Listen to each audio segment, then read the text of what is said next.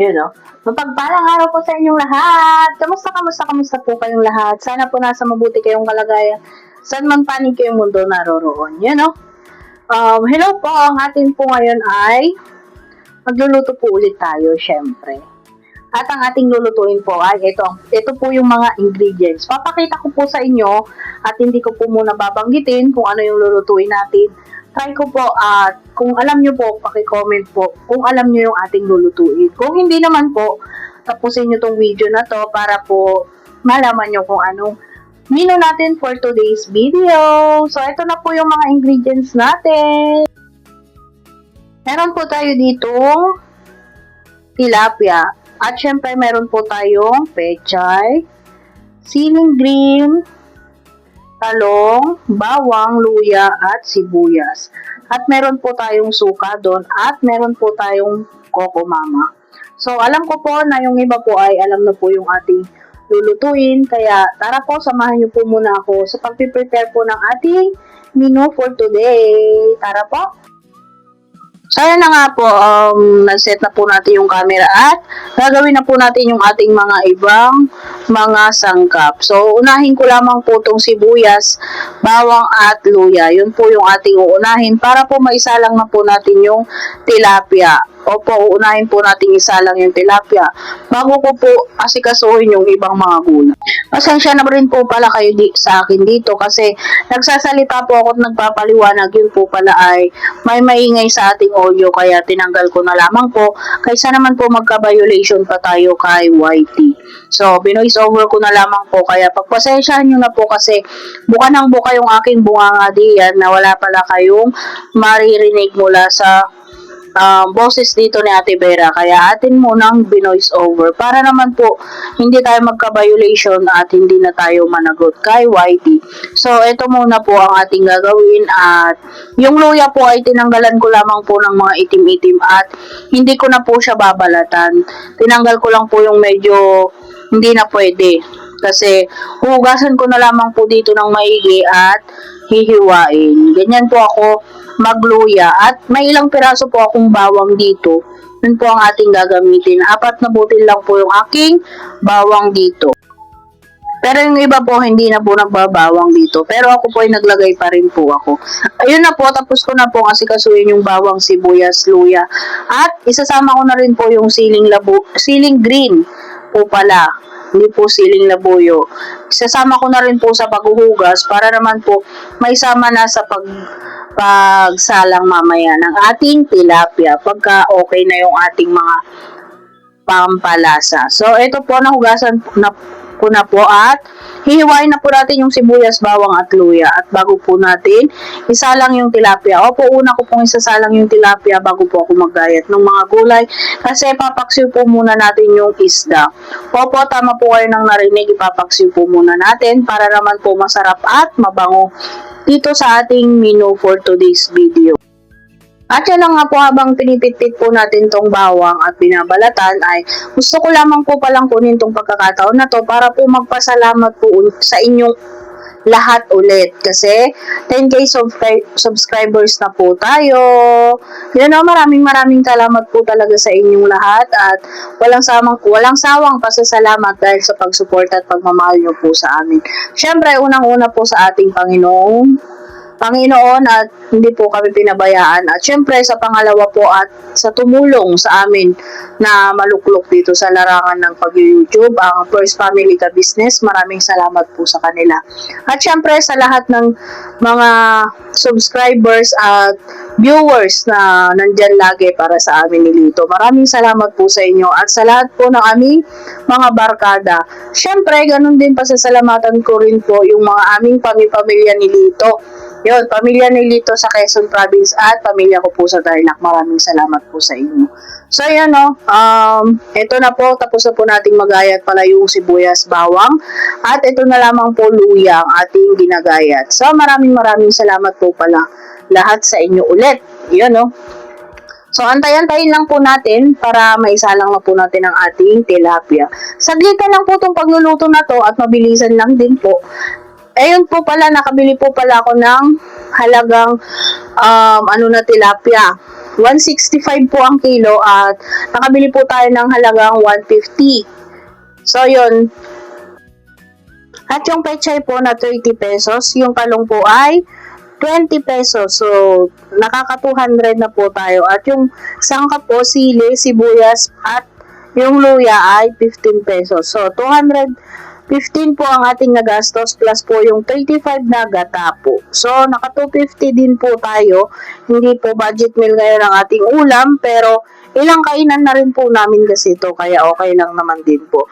At syempre sa medyo malaki-laking pamilya ay okay na rin po to kasi medyo madami-dami na po tong isda na to. Kasi tatlong malalaki po, pinagayat ko po siya ng tigta-tatlo. So, bali, 9 na piraso na po yung gayat ng ating isda. Kaya pag maramihan po, pwede na rin po, magiging budget meal na rin po to para sa maramihan pong mag-anak. So, ayun po.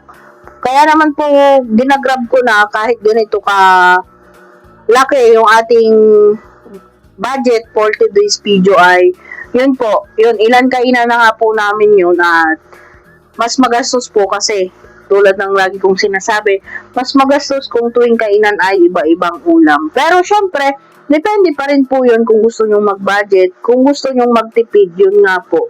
Pero pag sa ayaw ay syempre, hindi naman po natin maipipilit sa kanila lahat yun. So, ito po ay para sa atin lamang. Tapos na po pala natin gayatin yung ating sibuyas, bawang, luya. Isasalang na po natin siya, kaya lagay na po natin siya dito sa ating kawali. Nilagay ko na po pala dito sa kawali yung sibuyas, bawang, luya, at naglagay na rin po ako ng konting asin sa may bandang ilalim. At syempre, ilalagay na po natin ang ating tilapia. Yan po, may 10 na piraso, may 9 na gayat po ang ating tilapia for today's video. So, yan, kaya ilang kainan na naman ni Ate Vera at ni Kuya Lito ito. At syempre, lalagyan ko po ng, ayan po, suka. Medyo dadamihan ko po kasi konting tubig lang po yung aking ilalagay. At masarap po dito yung talagang lasa po yung pinaka suka niya or yung pagkakapaksiw. Pag di nyo pa po na-try, ay try nyo po. At ito, lalagyan ko na rin po ng 2 pirasong siling green. Yan, ginayat-gayat ko po or hinati-hati para maglasa po yung kanyang anghang. So, kung magpapansin nyo po na basa po yung gamit na Ate Vera dyan, kakatapos ko lang po kasing maglinis dyan sa lababo, sa CR at yan, bago po tayo magluto. At yan nga po, nilagyan ko rin po pala ng paminta. At maglalagay po tayo dito ng tubig. Magdadagdag po tayo ng konti lang, konting-konti. Yan, okay na po yan siguro 1 cup or 1.5 ganun. Okay na po yan, basta mas malasa po yung pinakasuka niya. So yan, okay na po yan at atin na pong papakuluan. Yan na po, pwede na po nating isalang to at akin pong ipapakita sa inyo maya-maya pag nakasalang na po. At ito na po, nakasalang na, nakabukas na rin po ang ating apoy. Yan na po ang itsura ng ating tilapia. So, babalikan po natin yan maya-maya dahil atin naman pong aasikasuhin yung ating mga gulay. Baka po pala magtataka kayo kasi nasabi ko kanina na pang ilang kainan na namin ni Kuya Lito to. May gata naman yung ating lulutuin. Hindi naman po ito mapapanis kasi ipapaksiw po muna natin. Yun po ang ating technique kaya para hindi po mapanis agad. At isa pa po kaya may suka po at pinaksiw natin ay mas masarap po kasi sa lasa kung hindi direktang gata. Hindi po siya nakakaumay. Para sa akin po Pero yung iba, syempre, kanya-kanyang taste po tayo. Yung iba po kasi ay mas gusto po nila ang walang suka or hindi napaksiw. So, kanya-kanya po yon kung ano po yung gusto ninyo. Sa akin po kasi mas gusto ko po yung ganito na napaksiw muna bago po atin pong gataan. Pasensya na po pala kayo at ako'y nabubulol. Masakit na naman po kasi ang aking lalamunan. So, isiningit ko lamang pong mag-voice over para po may upload ko ang ating video na ito. At ito na po pala, balik po tayo sa ating ginagawa. Yung pechay naman po yung aking inasikaso. Binubukod ko po yung tangkay niya kasi mas una ko po siyang sasalang. Kumbaga, mas una po kasing mabilis lang po kasing maluto yung ating dahon. Kaya mas una ko pong isasalang yung ating pinakatangkay para po hindi naman siya hilaw. Mas gusto ko po kasi pagka yung tangkay nito ay medyo luto. Pero may matitira pa rin crunchy niya. Pero yun nga po, yun yung ginagawa ko. Una ko po inilalagay yung tangkay. So, ito po, tapusin ko lamang po ito para naman mahugasan na po natin. At yun na nga po, kayo po, ano naman pong menu nyo for today's video? Ano pong menu nyo ngayong araw na to at mga ulam? So, yun, baka po may mga suggestion po kayo sa akin, may mga request or may mga gustong ipaluto. O baka naman ba may gustong mag-order ng ulam dyan? Charot! Pero biro po, ano pong ulam nyo ngayon at baka pwede pong mag-suggest kayo ng susunod nating lulutuin. Yung mga friendly budget lang po na katulad nito. Kahit sabihin mo pong mga 200 tayo ay ilang kainan na po kasi natin yon. Kaya tinatawag ko na rin po siyang friendly budget kasi bukod po sa mas makakamenos tayo sa ganun ay mas nakakatipid po sa lahat. Bukod sa oras, sa pagluluto, maliban po doon ay ano po yon sa gastos. Kasi po minsan gagastos ka sa isang lutuan, 100, sabihin mo ng 150. Kung makakatatlong luto ka sa isang maghapon, edi magkano rin po 'yon? 350 rin po 'yon. Or 450, sorry po. Makaka 450 ka po kung tatlong beses ka magluluto sa isang araw. So, mas okay na po, mas gusto ko na po yung ganito na medyo dadamihan ko na po at ilang kainan. Minsan po kasi hindi lang inaabot to ng maghapon, mayroon pang hanggang kinabukasan namin.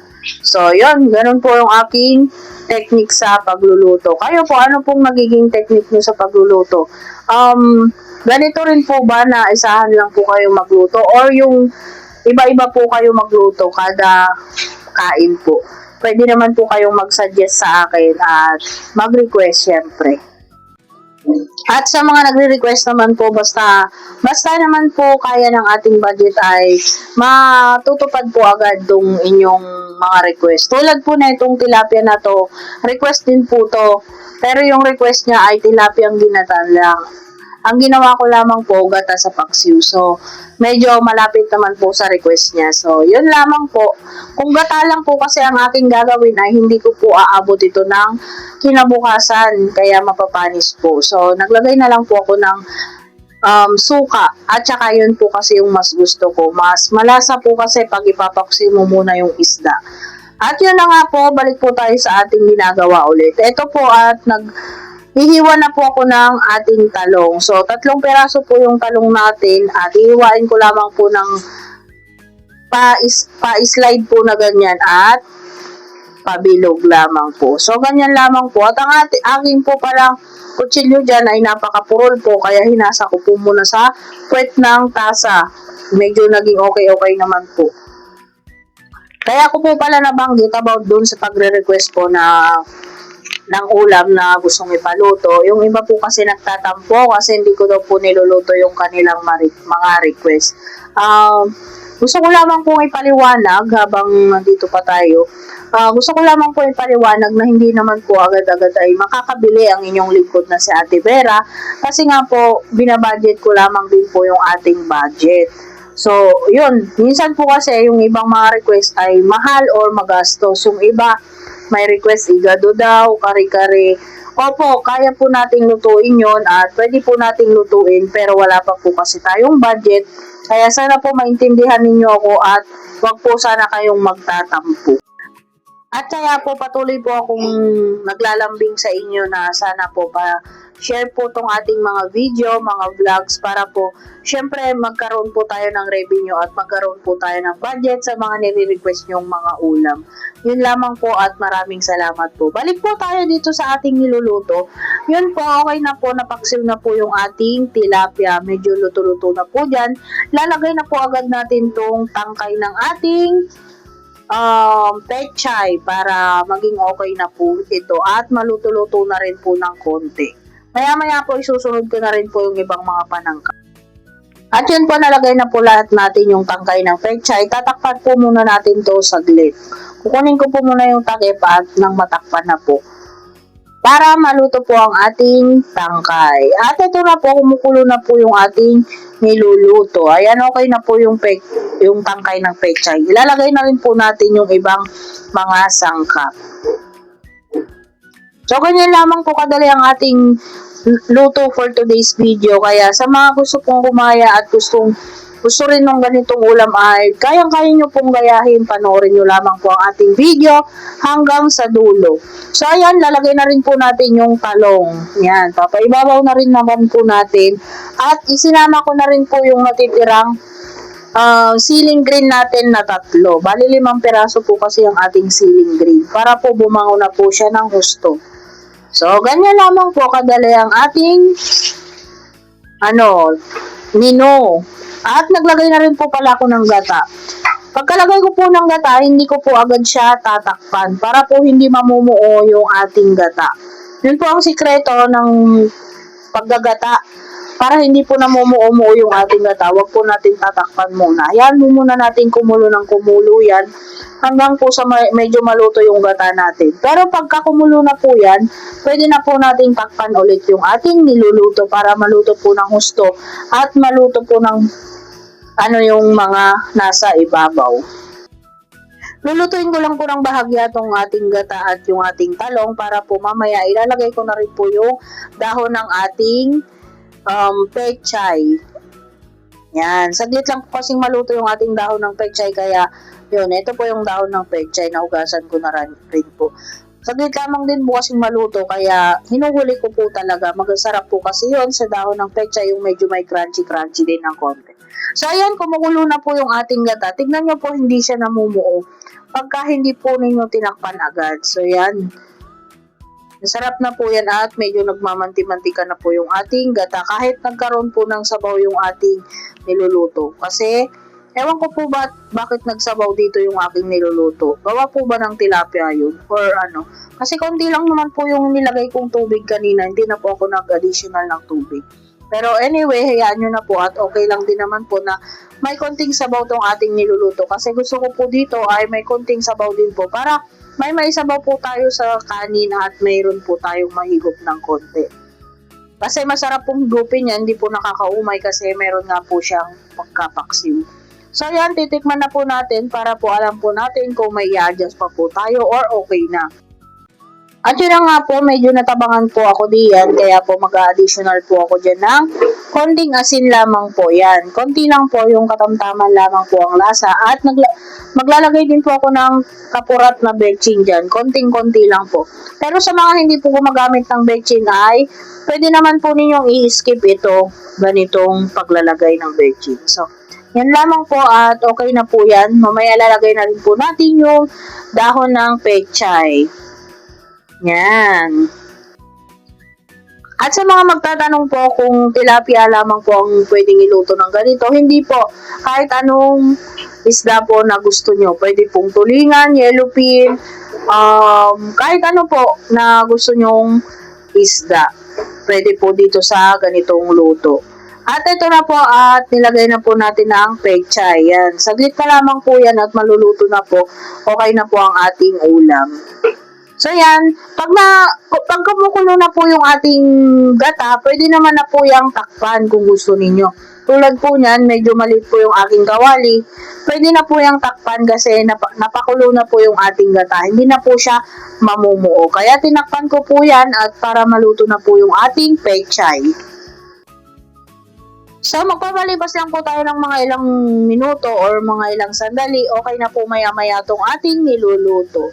So, ayan, malapit na pong maluto ang ating tilapia na paksiw na may gata.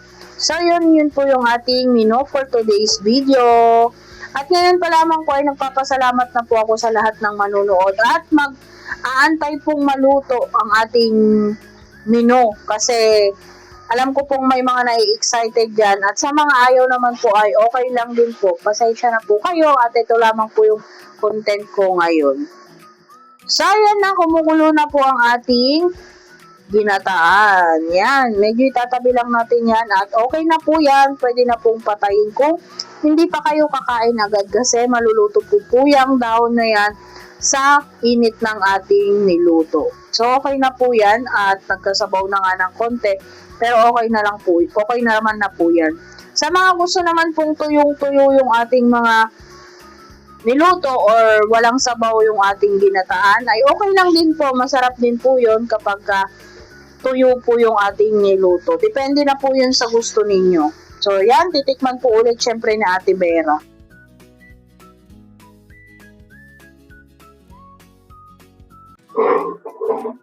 At yan, okay na po yan. Pwede na po nating i-off yung ating kalan.